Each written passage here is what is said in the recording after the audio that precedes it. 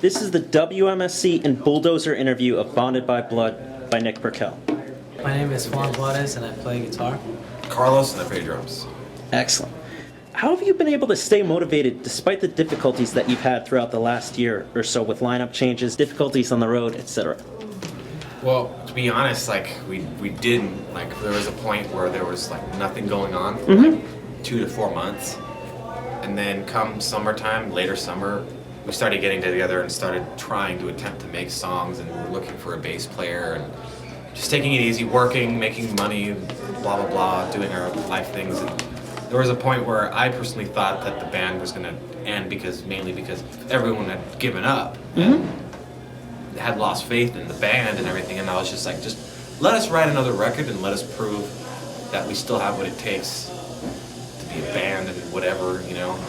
And luckily, we got the opportunity to still do a record and do tours and whatnot. And pretty much once we started rolling with the songs, then we found Jesse and the songs started coming to life. We got really excited to tour and let it out, you know, show people what we got. Writing this record was a lot of fun, and as hearing the songs and the process and hearing the pre-production just kept the motivation going, wanting us to work harder at it, pushing out there, showing people what we could do and shit. And it was fun.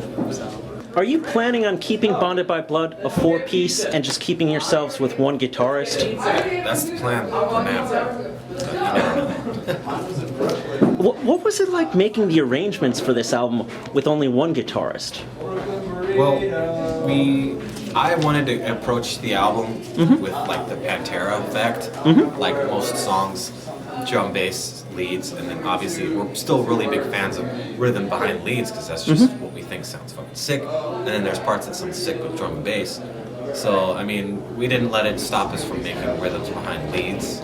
So Juan would do some rhythms, and live, I mean, Jesse just pulls it off, you know, for those particular songs. You know? How have you guys changed collectively through all the adventures you've had in the past year? I think musically, we've advanced a lot. I mean, we brought the 7-string guitar in, and that opened us up musically a lot.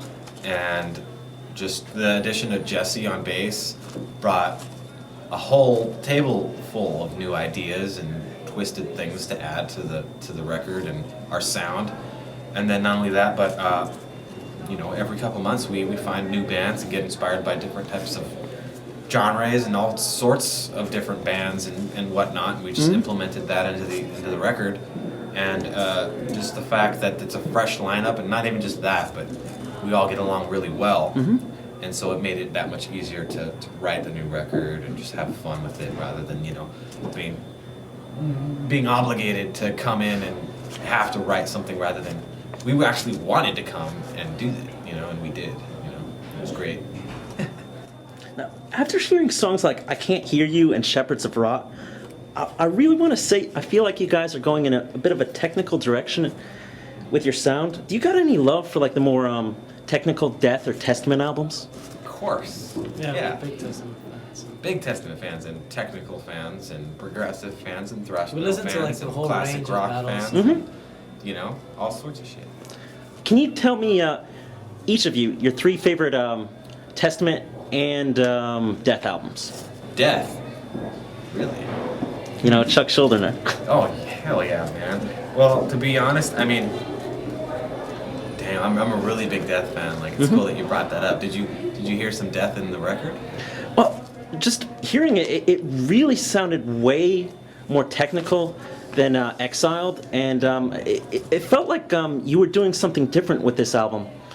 And I was lucky to hear it yesterday because I got MP3s of it. Oh, nice. And just checked out the whole thing, and you guys definitely are moving in a different direction, and I think that's interesting. Well, we're not picking a general direction to walk along. We're just literally with this record, we just came together and whatever we wanted to write, we wrote, and that's what the record is. It's not like we're gonna write this type of record and that's what people are gonna like. It's just we wrote music that we enjoy playing, and that's what it is. That's kind of how Exiled was. We had a general direction. Yeah. And I felt like that had a lot of restrictions on what we wanted to do, and sometimes things didn't feel right, so we weren't fully happy how the thing came. I mean, it's a good record, but we didn't feel like too satisfied as opposed to like now we just wrote whatever felt right. We all cooperated, and what we didn't like, we actually were honest about the criticism, and we would change and adjust. And it was fun writing this record, so that's what it was a lot better now. Now, you picked Restless Mind as your first single for this new album. What are you planning on picking out for your next single? Well, to be honest, you're just gonna have to wait and see. Are there any like leftover tracks from the sessions that may make it onto like a B-side or say a Japanese release or something? There's a song that we have like a general idea of, but we were stuck between making 15, 20 songs and picking the best songs, or focusing on these 10 tracks and making these 10 tracks 10 fucking tracks. And when the time got down to crunch time, we decided to focus on making these 10 songs 10 really good songs, rather than picking whichever ones we all agreed on, whatever the hell, And so yeah, I mean, we don't really have much else to show right now, but we just have the aftermath. Personally, for each of you guys, what's your favorite song on the album and why? Yeah, there's so many songs on there, it's kind of hard to choose, but Pick your favorite three then. Shepherds, Aftermath, Falling, Wake, Impulsive, Vultures? Left Behind, Vultures. Vultures is a good song, but not Fear, my favorite for sure. Shepherds, I Can't Hear You. I would say probably Left Behind, Mm-hmm. just because it's a very aggressive song and it's a lot more different than what our other songs are. And it also incorporates 7 strings, which is something I always enjoy doing. And it also features a guest solo from Alex. So. Can you speak about the track More Worlds Than One that made it exclusively onto your Japanese CD, but nothing else? Well, we wanted it to be on the record. Like, we're lucky to even have that song. Because, I mean, originally, nobody wanted, well, some people didn't want just an instrumental. They thought that was just kind of out of place, but we were like, screw that. Like, we're making a fucking instrumental because that's what we like. We love instrumentals. Like, good examples is Technical Difficulties from Racer X. We used to play that song when we first started, and now we could make one ourselves. Like, fuck, why not? But the fact that it showed up purely Japanese was totally out of our hands. It's not like we said, Japanese is only getting this instrumental. We wanted everybody to know it, because we literally, you're like the first person that actually brought it up to us that it actually exists. And it sucks because it feels like nobody knows about that song. And we feel like that's like the best song, one of the best songs that came out of the Exiled era, Wow, like just, I'm completely obsessed with Japanese pressings. That's how I got my DJ's name, Japan Nick. Just I'd be bringing in like 10 or 20 different like Destruction, Anthrax, all sorts of Japanese CDs with the bonus tracks, because that's like, well, I get the album. It's really rare, man. Yeah. It's stupidly rare. Like, you can't even research it and find it like on the internet. It's nuts. Will you ever play it live maybe this year? It's possible, but the fact that we don't have 2 guitars, we'd have to work something out. We'd have to like figure out a way. It'll definitely change. Not for worse, obviously, but I mean, we'll try to work something out because we like playing it. But as for now, we're focusing on the new music. Are you planning on having, or is your management planning on having a Japanese release maybe through Universal Japan for Aftermath? For the entire record? I'm pretty sure. Awesome. Now, speaking about your cover of Killing in the Name, was this a popular song for you guys to play live? Never played it before. It was just a band we love and a song that we chose, and we could fucking play it, and we did. Now, I noticed you have toured various countries in Europe, but I don't think you've hit Japan, Southeast Asia, or Australia yet. When will these shows occur? Well, as far as, I know we've been to a lot of Europe because our label's European based, so that gives us a lot more opportunities to spread out there because they want to see us live. But as far as Japan and Australia and South America goes, we may get a chance to play Chile this year. And we've been dying to go to Australia and Japan. Just the opportunity hasn't been, set to us yet, our way, unfortunately. As much as we're dying to go there and spread our music across the world, because, I mean, we've already taken captive of the States, obviously, Canada, and Mexico, and Europe. And it's like we want everybody to hear our music all over the place. So when the time comes, we'll definitely go. You know. Now, at your concerts, what is one thing, no matter what stage you're on, when you're always playing, you always notice about the club? The house sound guy sucks. The stage sound sucks. The lighting sucks. But besides negativity, I mean, the same thing that all clubs have to offer is just retarded rules. I don't know. I mean, same clubs, just green rooms, never quiet. It's always right next to the stage. There's never any real privacy. You know what I mean? It just depends. You know, it depends on. Now, wrapping things up, what is each of your guys' personal goal to achieve for Bonded by Blood by December 31st? Of 2012. Yes.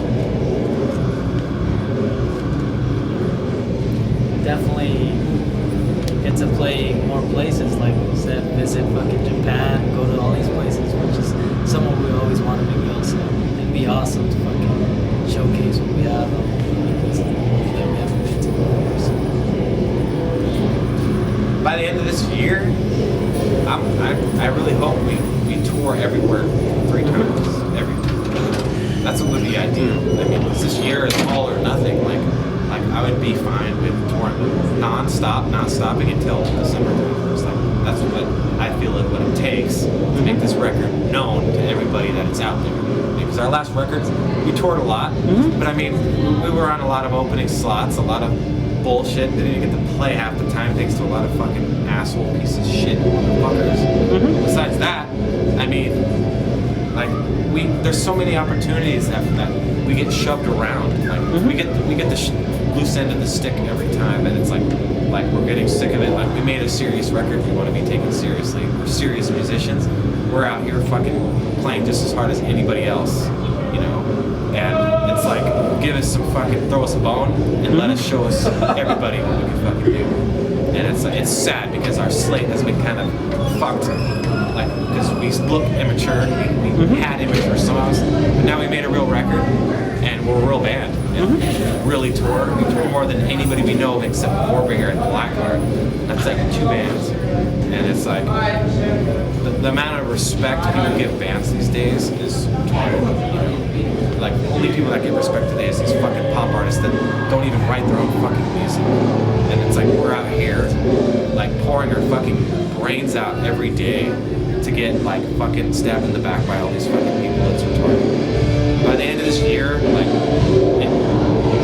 we're gonna be fucking hopefully known more than because we're gonna be all over the place. At least we better be. Any final words, Juan? Just thanks for all the fans for supporting our shit, and check out our new album. Check it out. Now, this has been the WMSC and Bulldozer interview of Bonded by Blood by Nick Perkel. You are listening to WMSC 90.3 Metal Mouth with Neil Wano. What was it? Neil Winnell. Neil Wano.